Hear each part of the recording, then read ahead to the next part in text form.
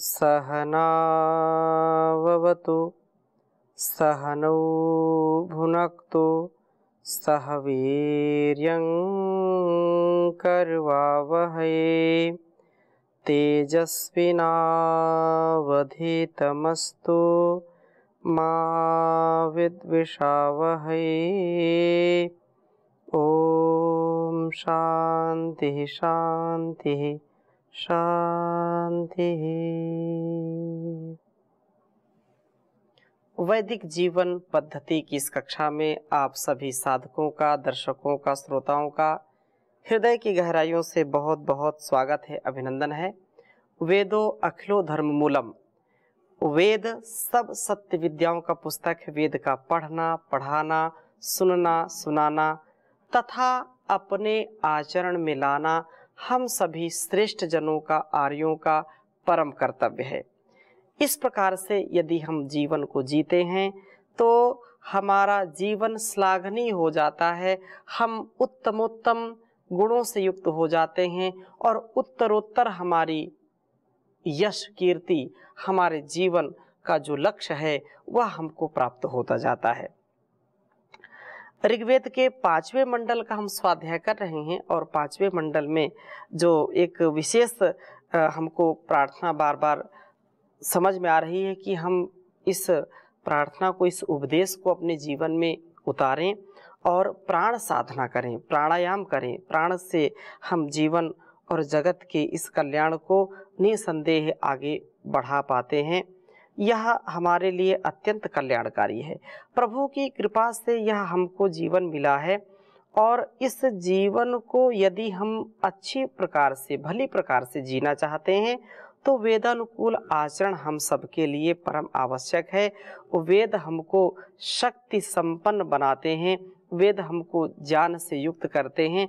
इसलिए आगे यहाँ पर सत्य का जो मार्ग है उस पर चलने की बात कही है। हमने पिछली कक्षा में ऋग्वेद के 5वें मंडल के 61वें सूक्त के 13 और 14वां मंत्र हमने पढ़ा था, जो प्राण साधना से उत्तम जीवन बनाने की बात कही थी। 15वें मंत्र में भी बहुत सुंदर बात कही है कि प्राण साधना हमें प्रभु स्तवन की ओर झुकाती है। प्राण साधना, इससे सत्य बुद्धि उत्पन्न होती है और हम ठीक मार्ग पर आगे बढ़ने वाले होते हैं। ये प्राण हमारी पुकार को सुनते हैं और मार्गदर्शन कराते हैं। हम श्रेष्ठ मार्ग के पथिक हो जाते हैं, सुपथ के पथिक हो जाते हैं, कल्याण मार्ग के पथिक हो जाते हैं।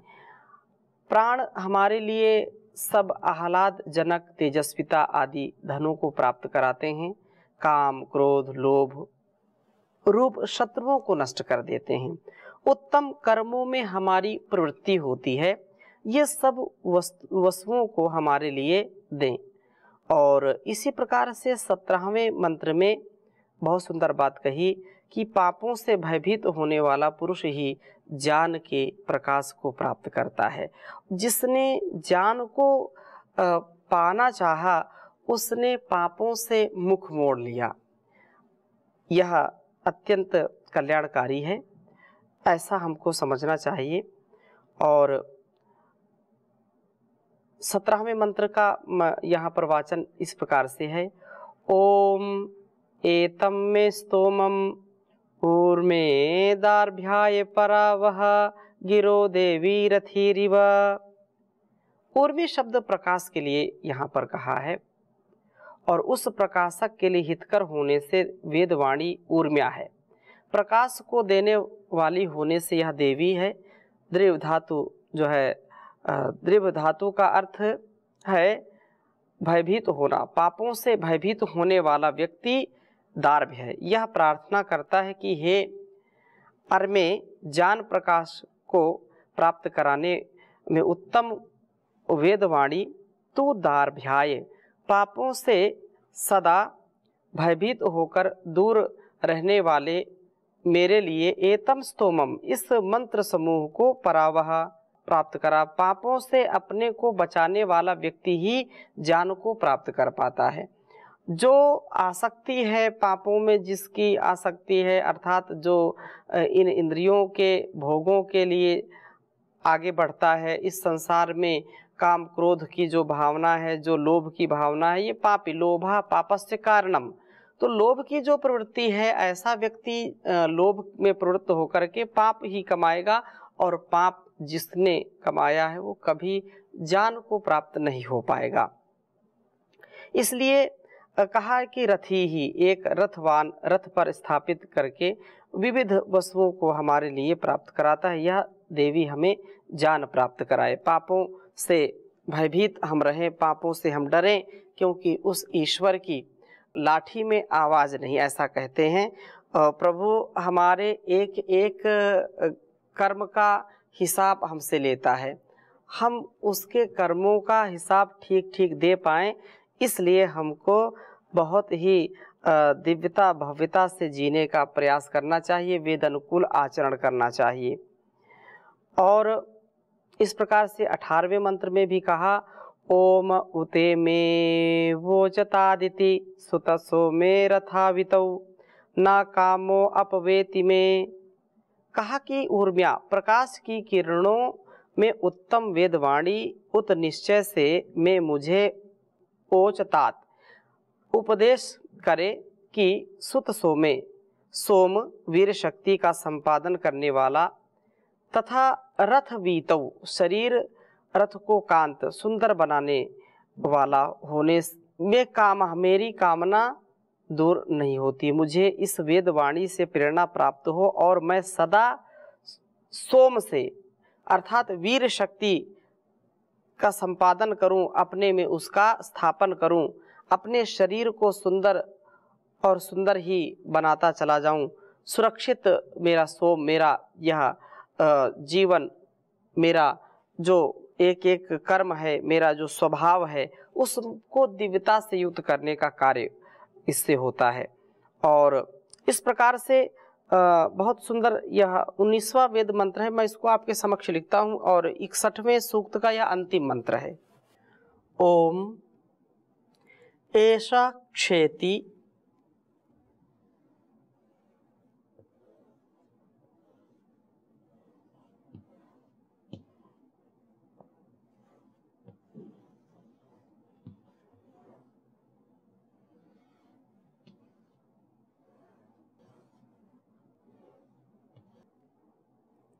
रथ वीतिर्मघवा।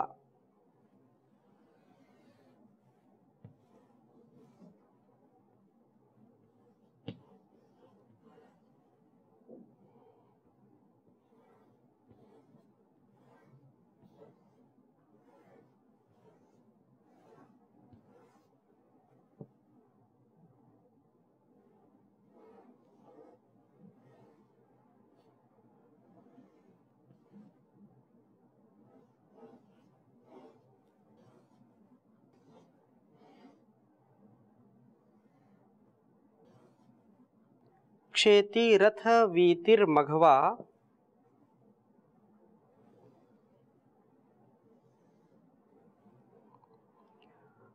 गोमतीरनु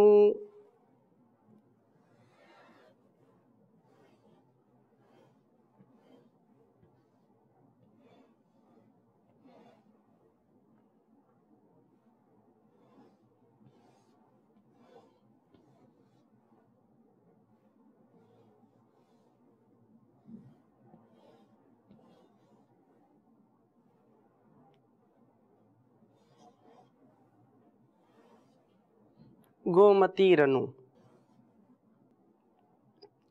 पर्वतेष्वपसृतः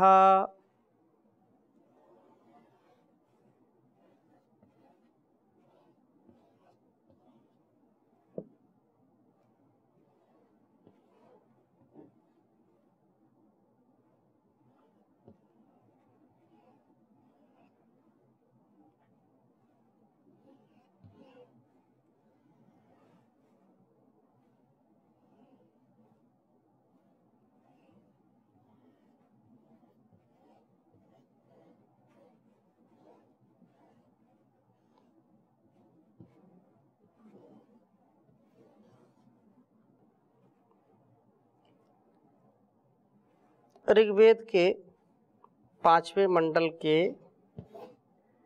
61वें सूक्त का यह अंतिम मंत्र 19वां मंत्र है।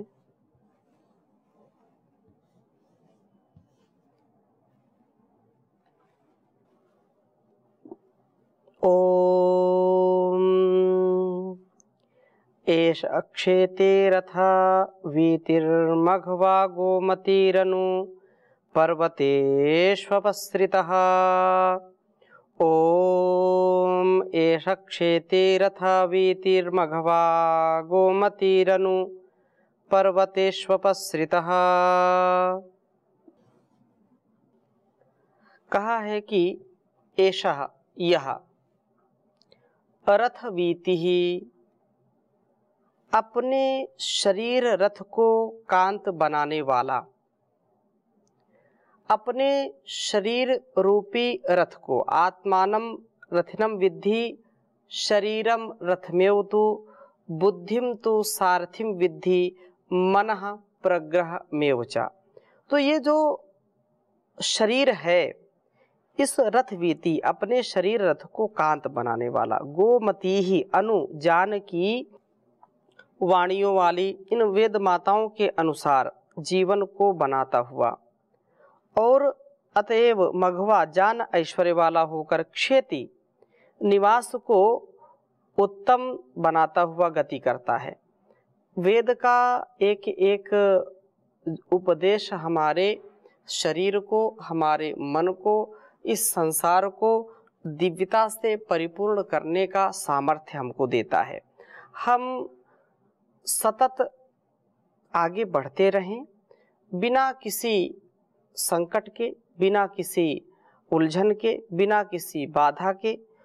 तो ये संभव नहीं है, संकटों का सामना करना पड़ेगा, बुराइयों को सामने देख करके विचलित नहीं होना, बुराइयों को हमको दूर करना है, संकटों को हमको, बाधाओं को, विघ्नों को दूर करना है।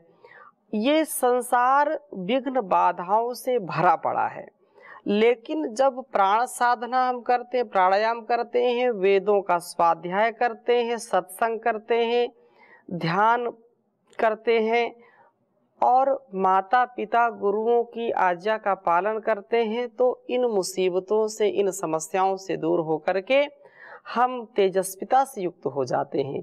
हमारे जीवन का लक्ष्य हमको प्राप्त हो जाता है। हम बहुत ही उत्साह में सारी समस्याओं का शमन कर बैठते हैं। हम अपने एक एक पल के जीवन को यदि उत्साह से व्यतीत करना चाहते हैं तो इसके लिए आवश्यक है कि हम कल्याणी वेदवाणी का स्वाध्याय करें, जान ऐश्वर्य वाला हम अपने आप को बनाएं, अपने शरीर रथ को पुष्ट बनाएं। जितना हमारा शरीर स्वस्थ रहेगा, हृष्ट पुष्ट रहेगा, उतना हमारा मन मस्तिष्क भी स्वस्थ रहेगा। शरीर में रोग है, यदि आदि व्याधि है, तो मानसिक रोग जो आदि है, शारीरिक रोग जो व्याधि है, इससे कभी व्यक्ति विकसित नहीं हो पाता। उसी रोग से ही लड़ने में उसको समस्या रहती हैं। रोग ना हो, शरीर हृष्ट पुष्ट रहे, उसके लिए वेदानुकूल आचरण करें। वेद माता जैसे हमको आज्ञा देती है वैसा जीवन में उतारें और पापों से बचें, उत्तम निवास वाले बने, गतिशील बने तथा पर्वतेषु अविद्या पर्वतों को विदीर्ण करने वाले बने, क्योंकि अविद्या ही सभी क्लेशों की जननी है। अविद्या, अस्मिता, राग, द्वेष, अभिनिवेश, पंच क्लेश, ये जो पंच क्लेश हैं, अविद्या, अस्मिता, राग, द्वेष, अभिनिवेशा, पंच क्लेशा कहा है। तो ये सबसे जो आदि में सबसे पहले है और उसके बाद जो चार हैं, इनकी यह जननी है, माता है। तो ये 5 पर्वों वाली अस्मिता पर्वत हैं। तो रथवीति इससे सदा दूर रहता है और जान ऐश्वर्य को प्राप्त करने वाला मघवा होता है। हम जान ऐश्वर्यों को प्राप्त करें, हम विद्या से युक्त हों, अविद्या को दूर करें, क्योंकि विद्या विहीना पशु भी समाना। अविद्या से युक्त और विद्या नहीं है, विद्या मुक्त है, तो ऐसा व्यक्ति पशु के समान है। और विद्या जो कल्याणी वेद विद्या है, उपनिषद विद्या है, अध्यात्म विद्या है, यही विद्या हमारे जीवन और जगत का कल्याण कर सकती है। आत्मोत्कर्ष के लिए, विश्व के उत्कर्ष के लिए, राष्ट्र के उत्कर्ष के लिए, समाज के उत्कर्ष के लिए हम इस वेद के उपदेश को आत्मसात करें। भर्तृहरि बहुत सुंदर कहते हैं, क्योंकि विद्या ही सबसे प्रमुख धन है, विद्या ही सब कुछ है, इसलिए कहा है विद्या नाम नरस्ते रूपमधिकं प्रच्छन्न गोप्तं धनम। विद्या भोग करी यशः सुख करी, विद्या गुरु नाम गुरुः। विद्या बंधु जनों विदेश गमने, विद्या परा देवता। विद्या राजसु पूज्यते न तो धनम, विद्या विहीनः पशु, विद्या विहीनः पशु। येषां न विद्या न तपो न दानम, ये जानम न शीलम न गुणो न धर्म, ते मर्त्य लोके भूव्यवहार भूता मनुष्य रूपेण मृगश्चरन्ति। बहुत सुंदर विद्याओं के विषय में कहा है। तो विद्या से युक्त जीवन हमारा हो, अविद्या से मुक्त, अंधकार से मुक्त, प्रकाश से युक्त, ज्ञान से युक्त, विवेक वैराग्य से युक्त हमारा जीवन होना चाहिए।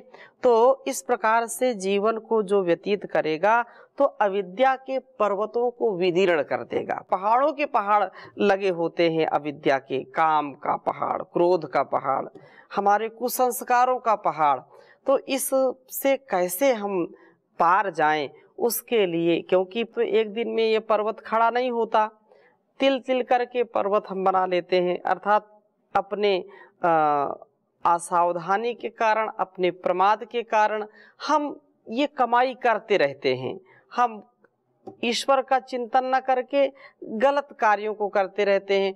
मन में, हमारे विचार में, व्यवहार में ये भोग की ही वस्तुएं नजर आती हैं और वैसे ही हम आचरण कर बैठते हैं, तो इससे हमारा जीवन ठीक नहीं चलता। ज्ञान की वाणियों वाली वेद माता के अनुसार चल करके हम ज्ञान ऐश्वर्य को प्राप्त करें, अविद्या पर्वत से दूर रहें, तभी हमारा यह शरीर रथ कांत बनेगा और हमारा जीवन उत्तम होगा, उत्तमोत्तम जीवन हम व्यतीत कर पाएंगे। इसलिए अपने मन, वाणी और कर्मों में ईश्वर का ध्यान करते हुए, ईश्वर की आज्ञा का पालन करते हुए ही हमको आगे बढ़ना चाहिए। बहुत सुंदर कहा है कि हम यदि अपने मन मंदिर में उस परमात्मा को रखते हैं, क्योंकि रहता तो ही है, वह हमको सदा प्रेरणा देता है, प्रेरित करता है सच्चाई अच्छाई के लिए, अच्छे कर्मों के लिए, वेद अनुकूल आचरण के लिए, लेकिन हम ही उसको भूल जाते हैं, हम भटक जाते हैं। इसलिए कहा तेरे पूजन को भगवान बना मन मंदिर आलीशान। तेरे पूजन को भगवान बना मन मंदिर आलीशान, बना मन मंदिर आलीशान, बना मन मंदिर आलीशान। तेरे पूजन को भगवान बना मन मंदिर आलीशान। किसने जानी तेरी माया, किसने भेद तुम्हारा पाया। किसने जानी तेरी माया, किसने भेद तुम्हारा पाया। हारे ऋषि मुनि धर ध्यान, बना मन मंदिर आलीशान। तेरे पूजन को भगवान बना मन मंदिर आलीशान। तू ही जल में, तू ही थल में, तू ही मन में, तू ही वन में। तू ही जल में, तू ही थल में, तू ही मन में, तू ही वन में। तेरा रूप अनूप जहान, बना मन मंदिर आलीशान। तेरे पूजन को भगवान, बना मन मंदिर आलीशान। तू हर गुल में, तू बुलबुल में, तू हर डाल में, हर पत्ते में, तू हर दिल में मूर्तिमान, बना मन मंदिर आलीशान। तेरे पूजन को भगवान, बना मन मंदिर आलीशान। तूने राजा रंक बनाए, तूने भिक्षुक राज बिठाए। तूने राजा रंक बनाए, तूने भिक्षुक राज बिठाए। तेरी लीला परम जहान, बना मन मंदिर आलीशान। तेरे पूजन को भगवान, बना मन मंदिर आलीशान। झूठे जग की झूठी माया, मूर्ख इसमें क्यों भरमाया। झूठे जग की झूठी काया, मूर्ख इसमें क्यों भरमाया। कर कुछ जीवन कल्याण, बना मन मंदिर आलीशान। तेरे पूजन को भगवान, बना मन मंदिर आलीशान। बना मन मंदिर आलीशान, बना मन मंदिर आलीशान। तेरे पूजन को भगवान, बना मन मंदिर आलीशान। तो हम उस परमात्मा के द्वारा दिए गए इस ज्ञान का आधान अपने जीवन में करें और अपने जीवन को दिव्यतम बनाएं, भव्यतम बनाएं। अपने जीवन को इस प्रकार से बनाएं कि देवत्व के द्वारा हम दुनिया को, इस संसार को कुछ देने वाले बने।